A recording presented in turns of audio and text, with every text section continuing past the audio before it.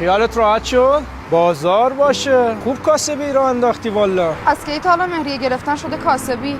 حقمه، قانون گفته. درسته، حقته، ولی به شرطی که از یه نفر بگیری تو زندگیت، نه چند نفر. حول بازی تق نمی آوردی، ازدواج نمی کردی. اونا هم همین اشتباه کردن. والا حرفای شما بود، گفتی اگه دوستم داری بیا ازدواج کنیم. حداقل میذاشتی 1 ماه بگذره، مهر عقدناممون خوش بشه، بعد درخواست طلاق میدادی. یه چیزی بهت بگم، هر کسی که با دلش بره جلو میبازه، با عقلت بره جلو.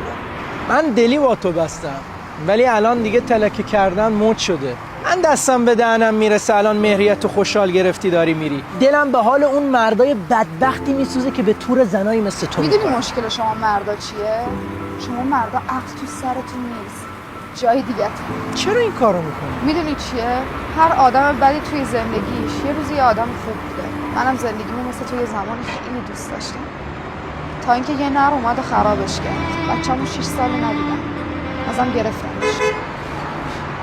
اینم کیس جدیده، حداقل یه دو خیابون بالاتر باش قرار میذاشتی. اونش دیگه به خودم مربوطه. یه چی بهت بگم، دلیل نمیشه یه نفر به چک زد بری تو خیابون به همه چک بزنی. این بازیو که شروع کردی تهش خودت یقه خودتو میگیری.